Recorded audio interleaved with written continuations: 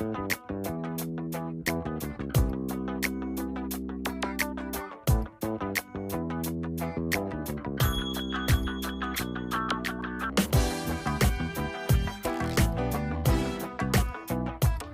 back, everybody. It is Friday. Oh, yeah. Friday, May 16th, 2025. Welcome into the first segment of the Chris Richman Show. Glad to have you here. Glad to be back. The great video experiment continues. Oh my gosh. Wow. It takes longer, I think, to put the videos up to get them all cut, because I'm having to record. Let's see. So I've got the audio recording through the Rodecaster here, right? And then I've got oh gosh, I've got the video recording off Final Cut camera here on the cell phone, right? Or whatever. I mean, I could do it on whatever, but and then I've got the screen grab off my Mac's screen here. I mean, it's yeah, 3 different sources, trying to scrunch them all together when you in Final Cut Pro, which is interesting to say the least. Anyway, again, it's just a little behind the scenes stuff there. I want to start off today, and I know some of you guys probably really don't give too much of a rip about this, but it's very important, and so I do want to start off with it. I want to get to the NFA thing, the repeal, hopefully, of the National Firearms Act and the hearing protection, or via the Hearing Protection Act and the Short Act. Now, it won't repeal the NFA entirely, which is unfortunate, but hopefully it'll take a good chunk out of it. So this is not breaking news. It happened earlier this morning. So I don't know. It was breaking 3 hours ago. Representative Andrew Clyde, who has been very strong on the Second Amendment, and a bunch of other Republicans, 5 of them to be exact, 4 people didn't support the bill as it was written, and then 1 did it just so they could get a revote on it. He was actually the sponsor of the bill, sort of, in the Ways and Means Committee.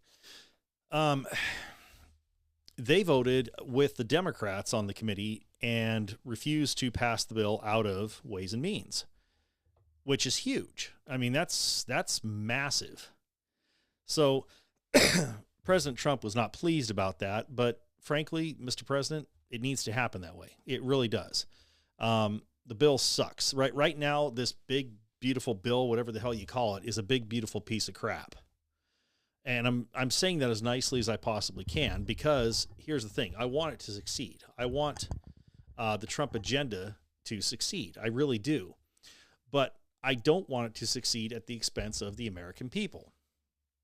And right now, there's no spending cuts in it anywhere, which is stupid, or not really. There is no repeal of there's no removing suppressors from NFA registry or short barrel rifles or short barrel shotguns. None of that's in there. None of it. And that's just stupid.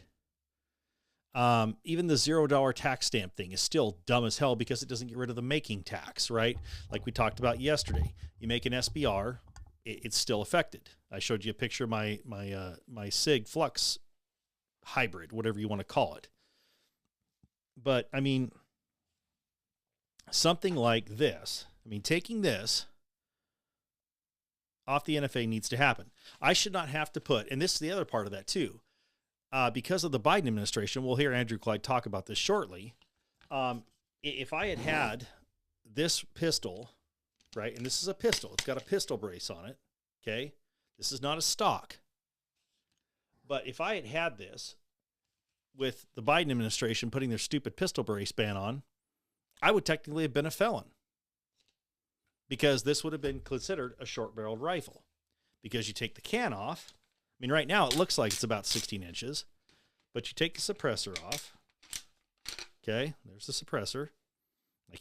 I don't want to take it off on camera because YouTube gets pissy about it. And there's your SBR, theoretically. This is a pistol.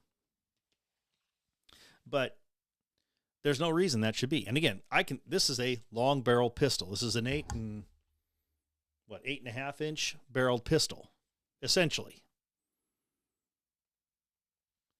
But it's a lot less concealable than, say, a handgun, than, say, this guy. Much less concealable. Okay? Much less. This, I cannot stick on my hip. I can't do it. It won't happen.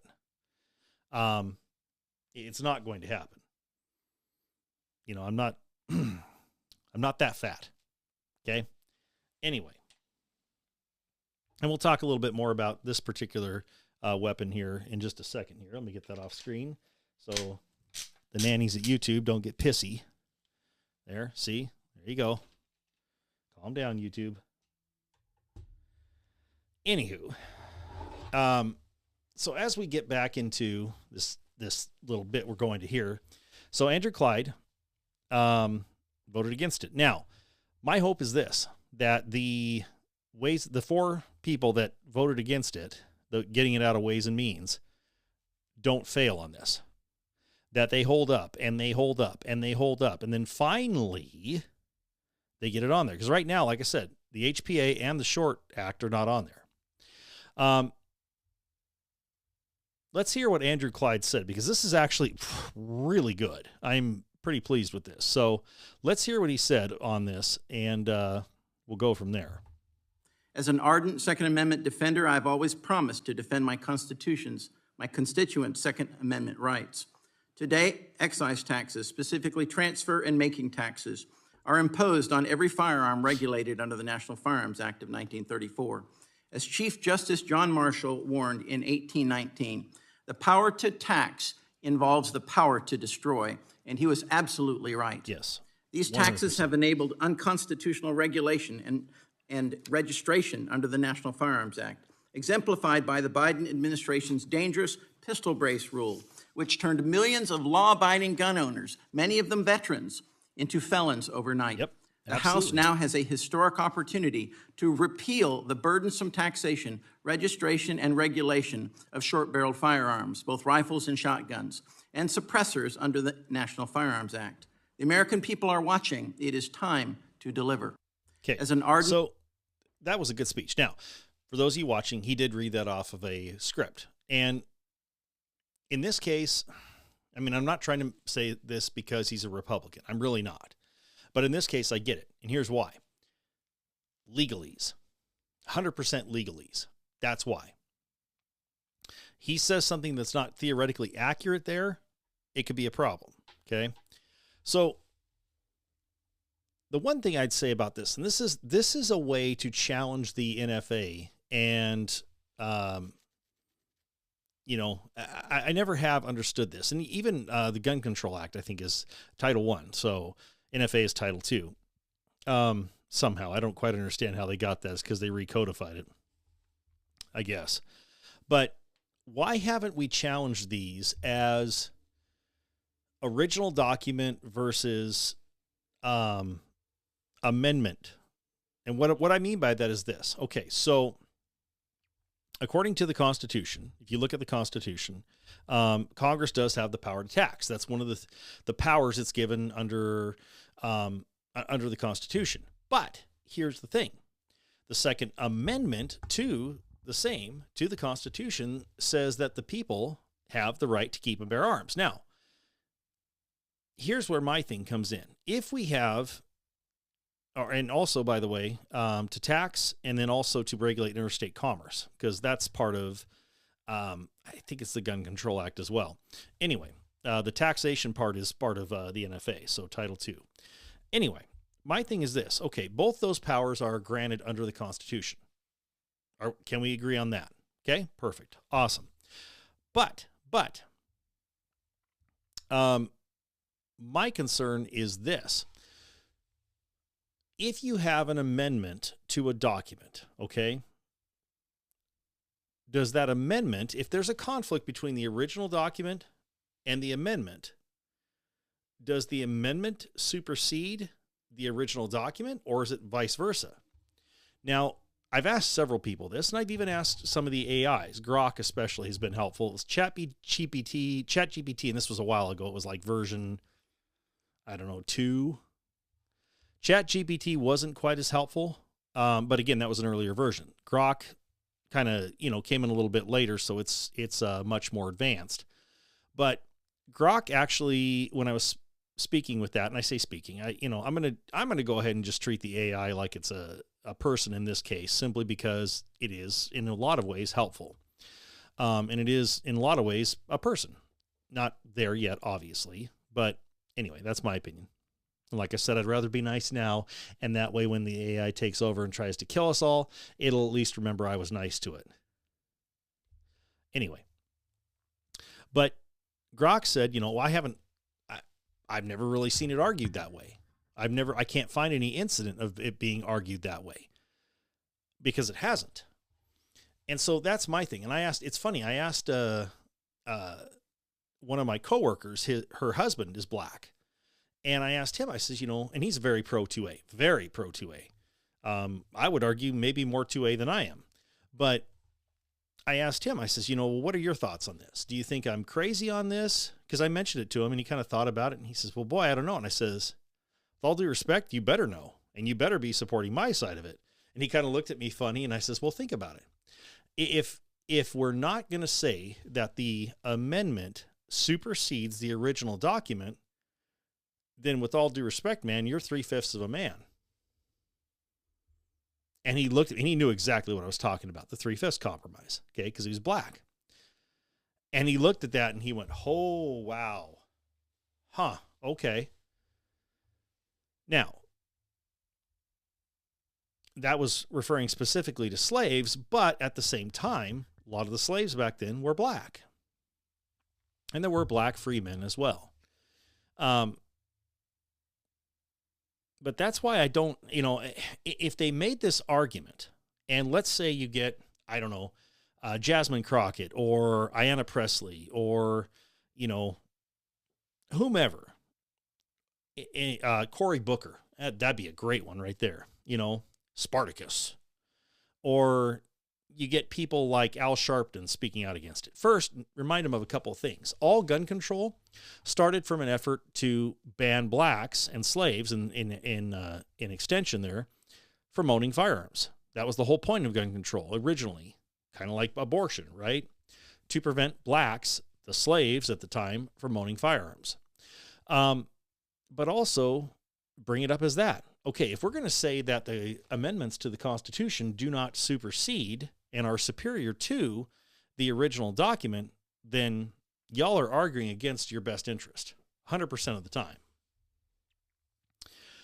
I don't know. It's an interesting thought, right? It kind of makes you wonder. And I wonder why no one has ever gone after the Gun Control Act and the National Firearms Act before it, and the Hughes Amendment, arguably, due to that. I don't quite understand it. I don't know. It doesn't make any sense to me. Anywho, so that would be my thing too, is they talk about taxation, they talk about registration, they talk about regulation. Mr. Clyde does. I would throw that in there. And I don't know, if I had one question to ask the whole Supreme Court, off the record, completely off the record, no definitive thing. And I'm talking everybody here. I'm not just talking, Thomas and Alito. Okay. No, I'm talking all of them. Even Ketanji Jackson, who I find absolutely useless. To me, she is the least intelligent of all the Supreme Court justices. But, even her, I really honestly would. She is there. I respect the office, and I respect the fact that she got to that point. That's impressive. And she may be a wonderful person. I don't know. Like I said, I just don't think she has what it takes to be on the Supreme Court, personally. That matters about zero, right? Okay, so anyway, I would love to ask them all and have them kind of talk it amongst themselves. When it comes to a conflict between the Constitution and the Bill of Rights, which one wins? Honestly, I would love to have that. I would love to hear that debate. I really would. I think that'd be fantastic. If I could ask Antonin Scalia, go back in time before he died and ask him, Alito, they call Justice Alito Scalito because he's kind of in the same mold, but Rush never said Alito, he would swap brains with Alito like he did Scalia. So anyway, excuse me. That's just my thought. Apologies. Almost choked on my water there. Okay, so like I said, gun owners of America who are not afraid in any way, shape, or form to say what needs to be said, which is one of the reasons why I'm a life member. Mr. Trump was not pleased. President Trump was not pleased with the Republicans doing this. Republicans must, he tweeted this on Truth. Republicans must unite behind the one big beautiful bill. Not only does it cut taxes for all Americans, but it will kick millions of illegal Americans off of Medicaid to protect it for those who are in real need, which is true. These falsehoods, shall we say, I'm not going to say lies, even though I just did, about, well, they're cutting Medicaid. Yeah, we are, to illegal aliens. And, we're getting rid of fraud. So, yeah, in that respect, sure, we definitely are cutting Medicaid. But to people that actually get it, no. Anyway, the country will suffer greatly without this legislation, with their taxes going up 65%. Now, that he's not wrong on. It'll be blamed on the Democrats, but that doesn't help our voters. Again, true. We don't need grandstanders in the Republican Party. Stop talking and get it done. It is time to fix the mess that Biden and the Democrats gave us. Thank you for your attention to this matter. It's funny. He's been putting that in there lately, and I actually kind of like it. I'm there with you, Mr. President. I am. However, like Mr. Clyde said, we have a once-in-a-lifetime opportunity. He said once in a decade. It's once in a century, I would argue. This should have been done. This conversation should have been had. This vote should have been taken years ago, and it wasn't. To our detriment, might I add. It is absolutely absurd that the National Firearms Act is still around. Anyway, so gun owners of America, they tweeted President Trump. Gun owners need Speaker Johnson to amend the reconciliation bill to repeal suppressors, SBRs, SBSs, and AOWs from the National Firearms Act. Now, a lot of people don't talk about the AOWs. I agree, though. Get them off of there. It makes no sense. If you want to put a little pistol grip on your Glock pistol, okay, that's what an AOW essentially is. It's taking a pistol or, something like that. They had a couple years ago, it was they call it the Serbu Super Shorty.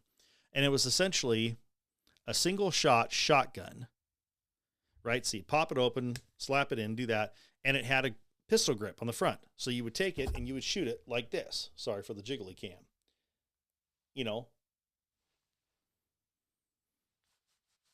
And that's essentially the same thing. If I took my Glock here, which doesn't have a rail on it, and if I took a Glock that had the rail on the front, or it doesn't have to be a Glock, could be a Springfield, whatever, and I put a pistol grip on it, a foregrip, that's now, and any other weapon has to be registered, $5 tax stamp, et cetera, which is stupid. I'm sorry, it is. Frankly, it's no more secure than shooting this way. Let me see if I can get my hands in there. But, having your hand out like this, I would argue that's more secure than having your hand out like this. But either way, take them off of there. It's stupid to have it on there. It really is. But get those off there and let's get this done. Now, I, of course, being a smart aleck, had to add to that. Strikeout 922-0 while you're at it, Speaker Johnson. It'd be funny if it was a voice vote, too. I believe he is talking about the Hughes Amendment. And why that's funny is because that was done by a voice vote. If you ever want to hear the biggest scam in recent history, go look at the Hughes Amendment to the Firearm Owners Protection Act of 1986. Watch how it was approved and put onto the bill. Like I said, Reagan should have vetoed the bill until that part was removed. He should have. Even with a Democrat-controlled House, and actually I think Senate too, vetoed and said, nope, I'll sign it, but you have to take that out of there. And of course, line item veto would have done that in a second.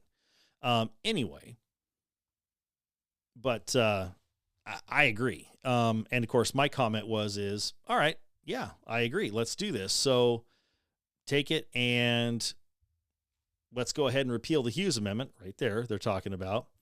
And while we're at it, once we get the Hughes Amendment repealed, takes machine guns off of the NFA as well. Basically gut the NFA entirely.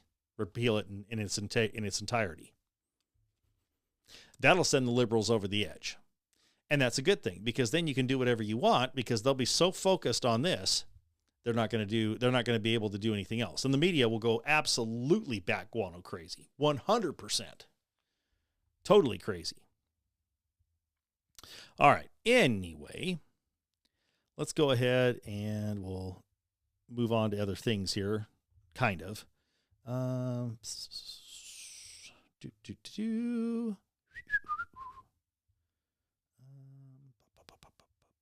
Okay, so let's that's part of it too. There we go.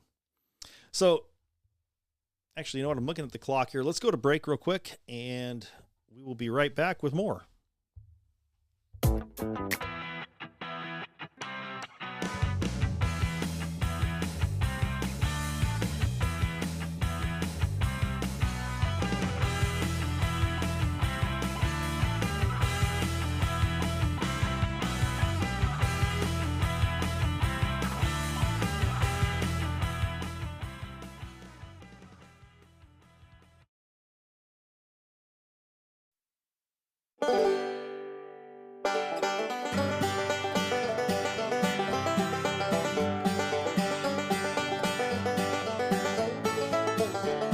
Hey, welcome back.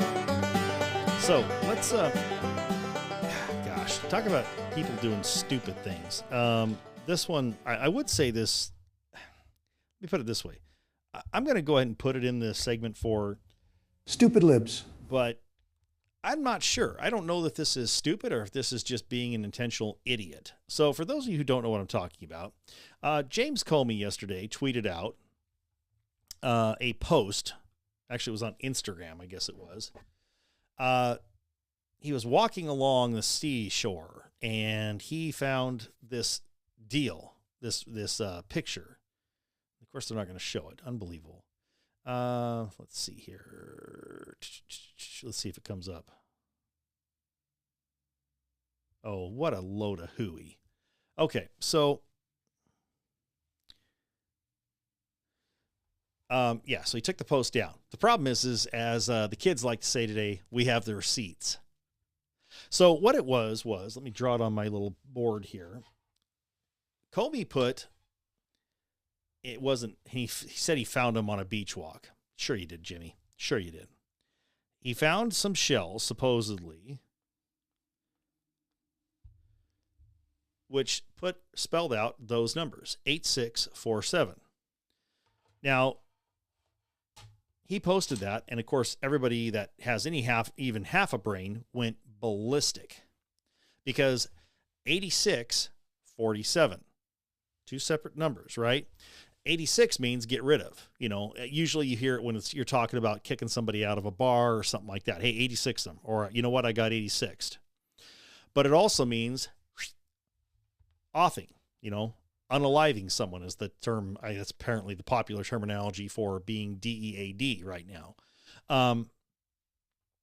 Anywho, so he found that. Now, people thought immediately, okay, this idiot is either saying remove Trump, or, given how these liberal people like Comey and Brennan and Clapper and all these people, they think we're stupid, we're rubes, and they think they're smarter than they are by half. He's saying someone should off Trump. And of course, that created a huge firestorm. And so then Comey just posted this. I posted earlier a picture of some shells I saw today on a beach walk. No, you didn't see them, Jim. You put them that way. Don't lie to us. Which I assumed were a political message. Now, this is a man who worked for the FBI for how many years? And you're telling me he's never seen that? I didn't realize some folks associate those numbers with violence. Horse crap.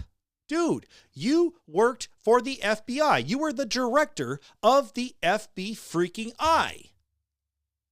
If you went out and talked to an average FBI agent right now, or a beat cop, or anybody on the streets, and they said, hey, you know what? I just saw this thing that said 86 cops.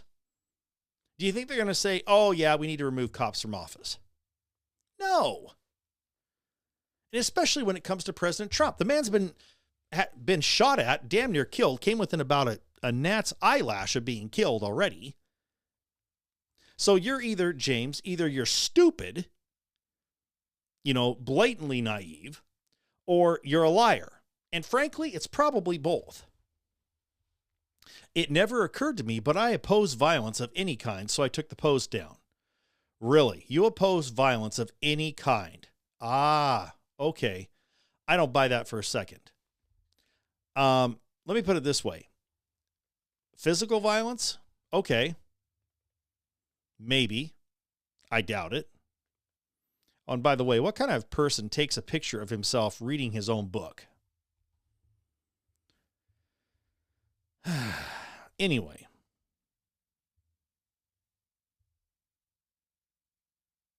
Wow. Okay. So, yeah, that's the latest BS from James Comey. Now, I did see this. This is the reason why I left this up here. This is interesting. Somebody also put this up. Did you know today is 8,647 days since September 11th, 2001? What on earth was James Comey implying? Saying that maybe it was. And they showed the calculations with Grok.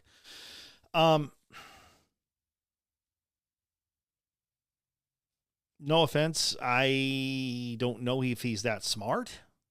But anyway, that is a rather interesting coincidence, don't you think? And of course, I don't believe in coincidences, so strange. Let's just put it that way. I found that mildly amusing. I will definitely be tagging Ken Matthews in it, hopefully, because today is Conspiracy Friday. So, yeah. There's Ken Matthews. What say you on this, sir? I really like Ken Matthews. I do. I think he's a good guy. That's just me. Anyway. All right. Let's go on to the next little bit here.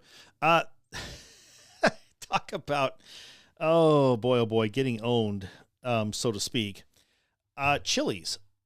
Oh, so somebody, first of all, apparently Chili's made some kind of tweet about mozzarella sticks. I don't know.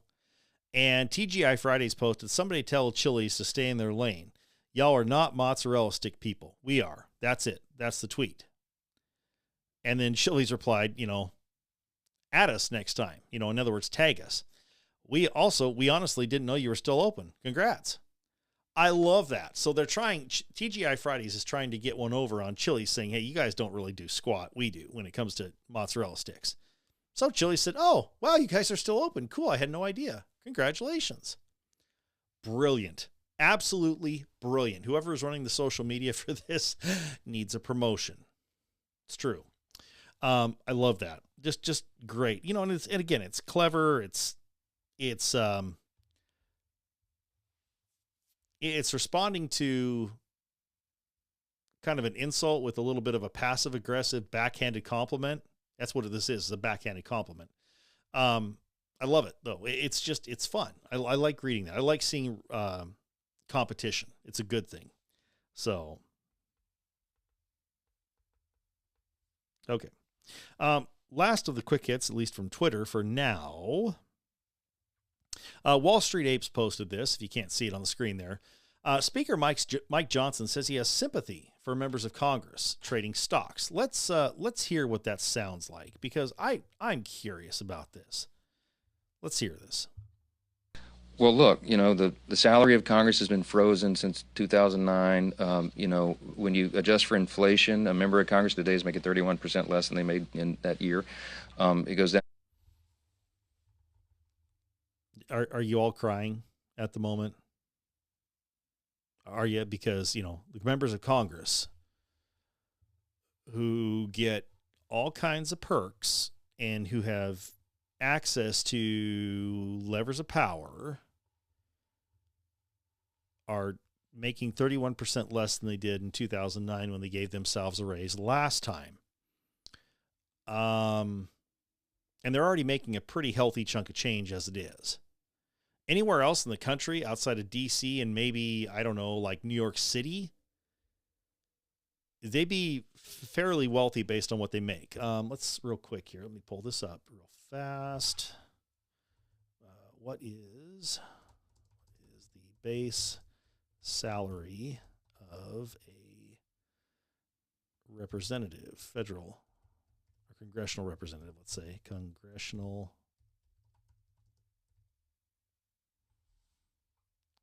base salary of Congress members. Let's put it that way. Salaries of the members of the United States Congress. Okay, so 2025, $174,000, kids. $174,000. That's what they make. Okay, now that's just the base salary. If you go, and if you're watching this, you can see this as I'm doing this. The House Minority Leader, or Majority Leader and House Minority Leader of the House of Representatives, goes from 174. They get basically a $20,000 pay bump to $193,400. Okay, not too shabby. $19,400 pay bump. And same thing with the leaders in the Senate. President pro tem of the Senate is same, and that's basically the person that fills in when the vice president, as the leader of the Senate, when the vice president isn't there. Okay. If you are the Speaker of the House, you're making real good money. That's $223,500. Okay. Vice President, $284,000. I think the president makes $400,000 a year now. So I have no problem with that. I really don't. Now, when you adjust for inflation, of course, the pay has gone down a bit in that, let's see, it peaked at, it looks like in 1969, they were making the equivalent of $339,000 in 2023, if you adjust for inflation to 2023. But again, $174,000. So anywhere else in the country, like I said, outside of maybe California, we'll include California in there, especially like LA, the bigger areas, San Francisco, that sort of thing. Anywhere outside of California, New York, and DC, these people will be making really good money. And again, that's the base salary. That doesn't include campaign contributions and stuff and other little gifts and bits and baubles they get. Doesn't include any of that. Okay. So again, that 174 is just a base salary. Let's start that over and hear Mikey keep complaining about that. Now remember, Mikey's making 220, what did I say it was? Mikey's making $223,500 minimum. So let's hear this. Well, look, the salary of Congress has been frozen since 2009. When you adjust for inflation, a member of Congress today is making 31% less than they made in that year. Yeah, it goes down every year. And over time, if you stay on this trajectory, you're going to have less qualified people who are willing to make the extreme sacrifice to run for Congress. I mean, it's just extreme sacrifice. Did you hear that? It's an extreme sacrifice for someone to run for Congress and become corrupt. How many people in Congress, I wonder, including Mr. Johnson here, came in with net worths maybe in the six figures, the low six figures, and now their net worth is into the 7, 8, even 9 figures? Just wondering. I'm just curious. Isn't that interesting? So what he's doing here is, you know, let me put it this way. If you had made, you talk about inflation, Mike, if your predecessors and y'all in Congress had done your job and maybe done your job about getting a budget in place, which what they haven't done since, what was it, 2007 or something like that? It's been a long time. Maybe if y'all had done your job, we wouldn't have that inflation. We wouldn't have had that incredible inflation during the Biden administration. Okay.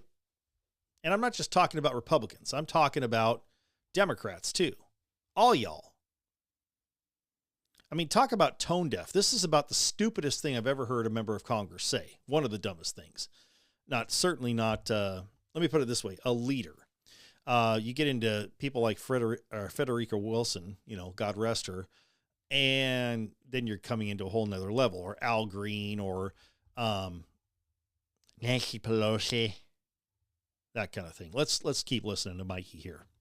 People just make a reasonable decision as a family on whether or not they can come and move to Washington, have a residence here, a residence at home, and do all the things that are required.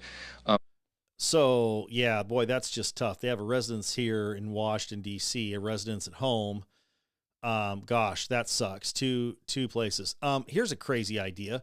Why don't you make it so that why don't you make it so that the people in Congress have government housing?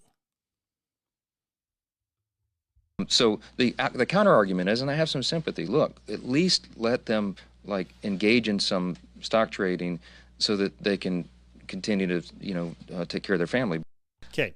So I get it. Stock trading. But here's the problem, Mike. And I guarantee you this will be, if Zach Abraham is not already on this, oh, he will be. Oh, yeah. I'd be fine with people in Congress trading stocks if everybody had access to the same information they do, because right now we don't. You and I, okay, we don't have access to that information. And I'll include Republicans in this. MTG, there's been a couple of things she's done where I'm like, that's not cool. But let me put it this way. Todd Herman tells this story a bunch because he used to work for the Republican National Committee as a strategist, chief digital strategist. He was speaking with Barney at a conference where Barney Frank was there. And it was something about the Greek securities or something like that. I don't remember the whole story. But Barney Frank basically told everybody, hey, you should probably, or he goes, I don't know what I would do or what you are going to do, but boy, I'd be sure and thinking about buying some Greek deals because Greece is too big to fail now. Basically telling everybody, hey, by the way, these futures or whatever it is, they're going to go sky high. Buy now and you'll get it. Same thing here. If I'm on a commission where I decide, whether a company is going to be charged for fraud or investigated, or if they're going to get a government contract. Let's say I work on, on the oversight for the Defense Department, and I find out that Raytheon is going to get a contract for, I don't know, some type of cruise missile, or let's go to the F-47, right? I find out that Lockheed wasn't going to get, that it was Boeing that was going to get the F-47 contract instead of Lockheed. I can go in and I can, as a member of Congress, I can go in after that decision is made and buy a boatload of Lockheed stock, or get a short position on, or a boatload of Boeing stock rather, or I can go short on Lockheed. Betting that their stock will drop. I have that information as a member of that oversight committee. You and I, okay, as civilians, as people who are not in the government and aren't on that committee, we don't have that. So until we hear that announcement that, hey, by the way, Boeing got the contract, unless I can just immediately hit buy, if I had the screen pulled up and I had Lockheed on one side and Boeing on another, and I knew there was an announcement coming, and I hit buy right away on Boeing, even still, I'm not going to make as much money as that member of Congress did because they knew in advance. Right? And here's the other thing too. Boeing's been on a losing streak recently. And as a result, there was a lot of people who speculated that Boeing would not get the F-47 contract or any fighter contract in the near future. You know, they already do the F-18 and all that stuff. That's fine. And the Osprey. But a lot of people weren't keen on Boeing, and their stock price had frittered down a little bit. So if they bought, let's say the member of Congress had bought a while ago, who knows? Maybe they really made the money. The point is if I did that, if you did that, that would be insider trading. We would be screwed, blued, and tattooed. We'd have an investigation that would, discover the very deepest parts of our intestines. Let's put it that way. But not a member of Congress. No, they're fine. You can do that. So, Mikey, with all due respect, if you guys were held to the same standard that civilians were, that non-governmental employees were, I might agree with you. As it is, sit down, shut up, and get the bill passed. And stop bitching about the wages you make. Because guess what, bud? You're doing pretty well. It's your choice to be in D.C. I'm sorry. You want to make it better? Then fly in. Fly in the day of the votes, stay in a hotel, maybe a ways away from D.C. and travel in. I don't give a damn. Stop bitching about your pay, because believe me, nobody believes, no one, not one person out there that has half a brain believes that $174,000 base or the $223,500 that you're making, Mike, that you guys are limited just to that. Nobody believes that. So do us all a favor, stop talking about it. All right.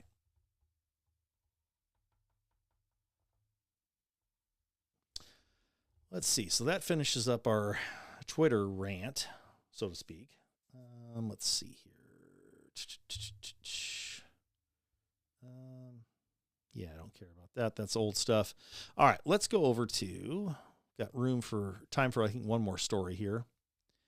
Yeah, they're talking about Comey's deal here. I don't really care about that. Blah, blah, blah, blah, blah. Of course, Rolling Stone. All the liberal things are coming out saying, well, these people are losing their minds over this. Yeah. Again, let's look at it. What would happen if, I don't know. What would happen if, let's think of Sean Hannity. Okay. Because Sean Hannity doesn't have any access. Let's see if it was, I don't know, any conservative employee, government employee, major leader. Let's say if it had been, Mike Johnson. What if Mike Johnson had gone, or, anybody, or Sean Hannity, or whomever, had been walking along the sand, supposedly, and said, oh, look at this on the beach. And it said 8646. In other words, get rid of Biden. Or if it had said 88 or 8644 when Obama was in office. The liberal news media would have had an absolute meltdown. And rightly so. But of course, with the liberals, do as we say, not as we do. Oy. Okay. Let's see here. We already talked about all this actually, so that's kind of cool. This is beautiful. So this is from Arizona Central. And I'm going to read this, and I'm not joking. This was written at 5:02 a.m. today.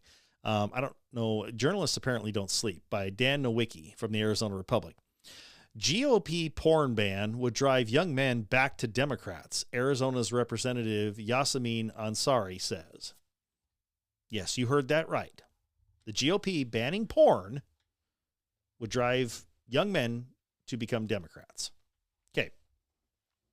Freshman U.S. Representative Yasamin Ansari suggested on social media that Democrats could benefit politically from a Republican senator's bill that critics say essentially would criminalize pornography, which actually I'm totally fine with that, by the way.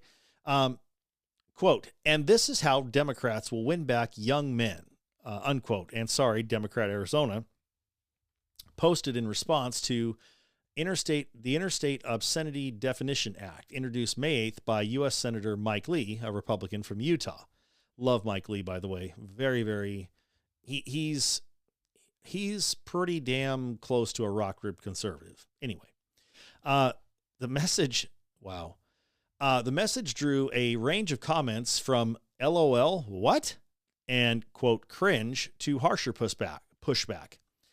I'm a lifelong Democrat. Branding us the porn party is uniquely stupid. That's what we can offer? Delete your account, wrote one ex-user. I wouldn't say delete the account, but, and by the way, she represents Arizona's 3rd district, this Ansari woman does. Another one. This is how you think of your young men? Excuse me, ma'am. This is absolutely appalling. In a written statement to the Arizona Republic, Ansari suggested her ex comment was made somewhat tongue-in-cheek. No, it wasn't. Let's hear what she said, though. It's no secret that both parties have alienated young men, and my party more so. Both parties have alienated young men. No. Okay. To a degree. I'll say this. She's right in that DEI and the complete criminalization in a lot of ways and hatred towards young men, yes, that has alienated, and that has come slightly from both sides, but more so from the Democrats. On the Republican side, it's mostly the squishes and the rhinos that have done that. Anyway, all jokes aside, we need to bring them back into the conversation, and draconian and outdated policy proposals Republicans are working on aren't the answer. From policy that would make homeownership a reality for young people to tackling addictions to getting young men back into college, I'm focused on implementing real solutions to make life better for young men in Arizona and across the country. Okay, so here's the thing. You talk about addiction. What do you think pornography is? Pornography is an addiction. If you use it, if you consume it, you get addicted to it. Why? Because it produces chemicals in your brain and in your body that are addictive. Makes you feel good, right? Because you become, how shall we say, aroused. And that's that's a pleasant state to be in for the most part. So it is extremely addictive, pornography. So she talks about that, but then she cracks wise about this and says it's going to bring people back to the Democrats. Now, again, she didn't say that tongue in cheek. She didn't say it jokingly at all. She was serious. And when she got slapped for it, then she came out with this lame excuse. Going back to the article here, Lee's Interstate Obscenity Definition Act, considered constitutionally questionable and a long shot for passage, would establish a new national definition of obscenity in federal law. Quote, obscenity isn't protected by the First Amendment, but hazy and unenforceable legal definitions have allowed extreme pornography to saturate American society and reach countless children, Lee said in a May 8th statement. Our bill updates the legal definition of obscenity for the internet age, so this content can be taken down and its peddlers prosecuted. According to the bill, a picture, image, graphic image file, film, videotape, or other visual depiction would be deemed obscene if, 1, taken as a whole, appeals to the prurient interest in nudity, sex, or excretion, 2, depicts, describes, or represents an actual or simulated sexual act or sexual contact, actual or simulated normal or perverted sex acts, or lewd exhibition of the genitals with the objective intent to arouse, titillate, or gratify the sexual desires of a person. 3, taken as a whole, lacks serious literary, artistic, political, or scientific value. That one would be a little bit hard to... Let me put it that way. That one is basically a catch-all, the third part there. That's the one that I would have probably the most problem with because catch-alls tend to come back and bite you very badly. The rest of it I don't mind per se. Anyway, yeah. It cracks me up when these senators and congresspeople, they have AOC on the screen here, who very much represents in 100% terms. Stupid libs. Yeah, definitely. When they say stupid stuff, they get caught on it and then they try and backpedal on it. It drives me nuts. And it's not just Democrats. Republicans do this crap too. So, yeah. All right. I I talked yesterday. I just want to do this real quick. That's the last part of the news we'll do for this segment. But I did want to talk about this a little bit. We talked the other day about why AR-15s are so popular. What makes them so popular? And I said it's basically that they are big. They are Legos for big kids, right? Legos for, and most people say, well, you mean big men? No. Women love AR-15s too. The recoil is light. They're easy to assemble. They're easy to shoot. They're easy to get ammo for. They're great. And I told you that I would, and I listed some of the great things about them. Like I said, they're very kittable. They're able to be modified, to your taste. You can use different cartridges with them. They're just great for that. So I thought I'd bring in some examples to kind of show you guys. And these are, again, from my collection, right? But I wanted to show you guys what you can do with this. So probably the most basic AR I have is this guy here. Now this one, as you can see, okay, it has the fixed front sight. Okay, now that's something that is, on the M4 itself, the military M4. And when I got this stock, it looked a little bit different than this, okay? So first of all, let's start at the back and then we'll go towards the front, shall we? Okay, so at the back, the butt stock that was on this was much more standard. It was very simple. This is a different stock. It's a Magpul stock, right? It has a lock on it, so to adjust it, you push that button in and it goes forward and back. But this one has a lock. You push this in and it solidifies it, okay? Next up, you go forward a little bit. The pistol grip here is different, okay? It's a little bit bigger because I prefer a little bit bigger grip. My hands are a little bit bigger, so I've got a bigger grip on it, okay? It has an ambidextrous safety. That was not on there in the first piece, okay? Going up to the top. Now, this came with Magpul collapsible sights for the back, okay? But you can get a carry handle you could put on there, or what have you. I put a electronic optic, a red dot sight on it, okay? I also put a different handrail. This rail that's on this gun right now, this was not here. It was a standard smooth-sided basic M4 grip, okay? So I put this railed system on it. I also put on a foregrip. This is a 16-inch plus barreled rifle, hence I can have this on here legally. Next up, we go to the very tip. I took off the regular birdcage flash hider. They call it a birdcage. And I put on this muzzle brake / mounting point for a suppressor. Now, I showed you earlier this one, okay? Now, here's the thing. I can take that suppressor off of there.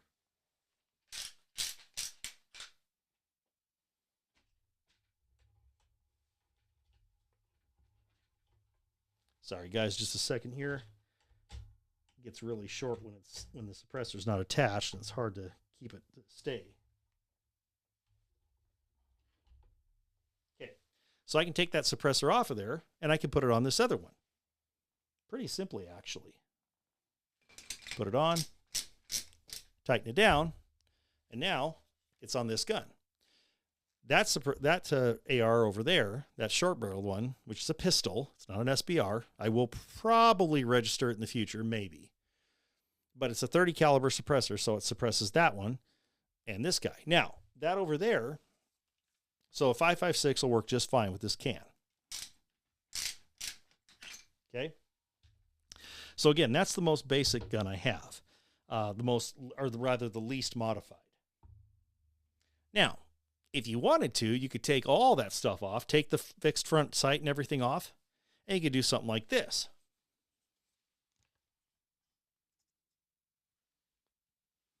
Okay. Now, for those of you watching, you can see it. If you're not, I'm sorry.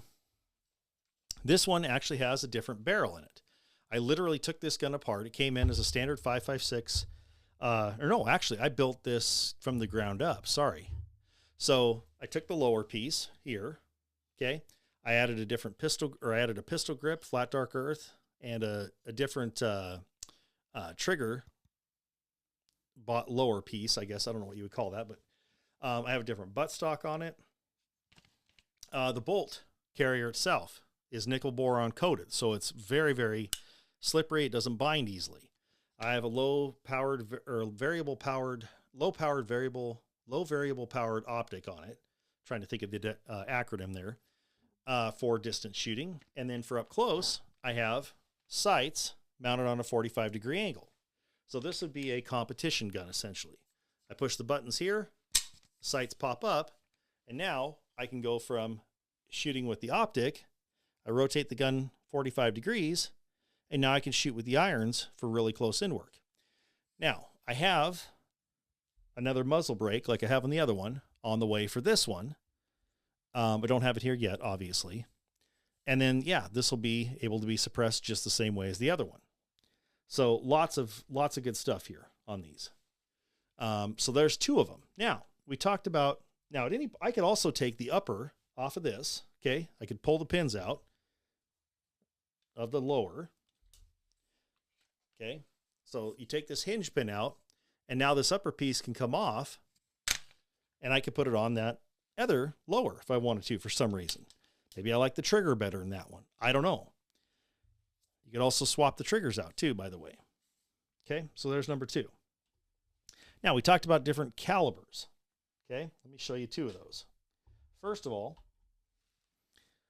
we talked about this guy. I showed you it earlier, this pistol. This pistol is a 300 blackout. Okay, so 30 caliber, very quiet when run subsonic and suppressed. But even with supersonics, it's pretty quiet. And again, very fun. These guns are a hoot and a half to run. Okay, so now the suppressor's back on it. There we go. Now, I cannot legally, unless I register, let's say I registered that first gun's lower as a short-barreled rifle, then I could take that short-barreled pistol upper I have on this gun and put it on that. Right now, I can't do that. If I were to take that upper and put it on that lower, I would be committing, as it stands, I would be committing a felony because I would be violating the National Firearms Act.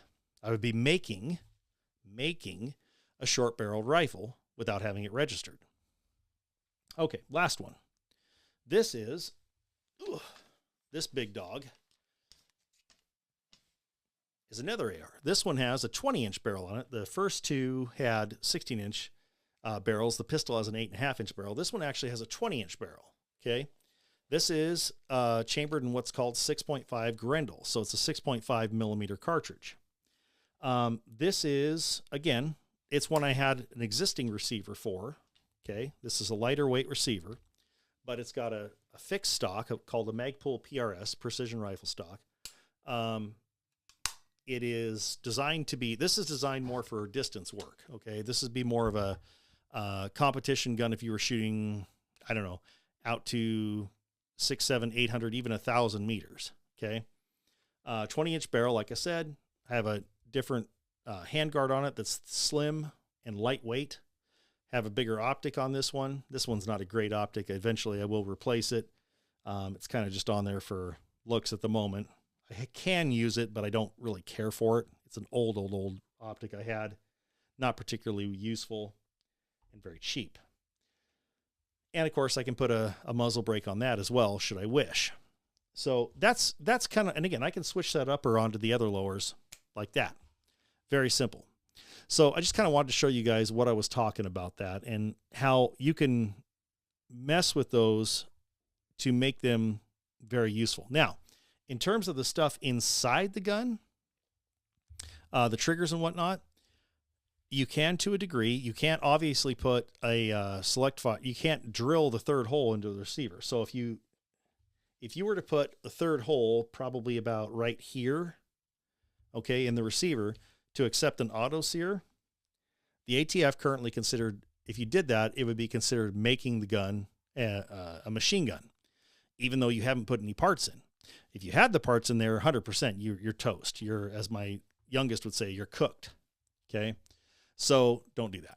But, in terms of replacing it with, like, say, a Geisley SSA, trigger, which is a very good trigger, that sort of thing, you can do that. absolutely.